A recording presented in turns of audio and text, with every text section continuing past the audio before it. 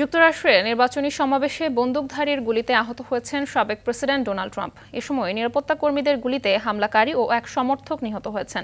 ট্রাম্পের শারীরিক অবস্থা বর্তমানে ভালো রয়েছে। এ ঘটনাকে হত্যা চেষ্টা বলে অভিহিত করেছে এফবিআই। রাকিব হাসানের রিপোর্টে বিস্তারিত। পেনসিলভানিয়ায় ট্রাম্পের নির্বাচনী সমাবেশ, হঠাৎই অজ্ঞাত বন্দুকধারীর গুলি। এতে সাবেক প্রেসিডেন্ট ডোনাল্ড ট্রাম্পের কান বিদ্ধ করে বের হয়ে যায় একটি বুলেট। অল্পের জন্য প্রাণের রক্ষা পান ট্রাম্প। তবে বিচলিত না হয়ে মুহূর্তের মধ্যে ঘুরে দাঁড়ান ট্রাম্প। ফাইট ফাইট বলে কর্মীদের উজ্জীবিত করেন। মাত্র 200 ফুট দূর থেকে ট্রাম্পকে লক্ষ্য করে গুলি ছুড়ে হামলাকারী। এর পরপরই দ্রুত মঞ্চ থেকে নামে নিরাপদ স্থানে নিয়ে যাওয়া হয় ট্রাম্পকে। পরে নেওয়া হয় হাসপাতালে। আসন্ন নির্বাচনে রিপাবলিকান দলের এই প্রার্থী বর্তমানে সুস্থ রয়েছেন বলে দলের পক্ষ থেকে জানানো হয়েছে। হামলার ঘটনায় নিন্দা জানিয়েছেন যুক্তরাষ্ট্রের সাবেক প্রেসিডেন্ট বারাক ওবামা ও বর্তমান প্রেসিডেন্ট জো বাইডেন।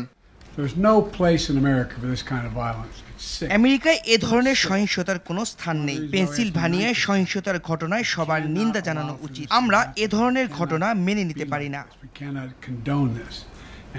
এদিকে হামলার পর দেয়া প্রথম বক্তব্যে আমেরিকার গোয়েন্দা সংস্থা সিক্রেট সার্ভিস ও অন্যান্য আইন শৃঙ্খলা বাহিনীর প্রতি কৃতজ্ঞতা জানিয়েছে ট্রাম্প।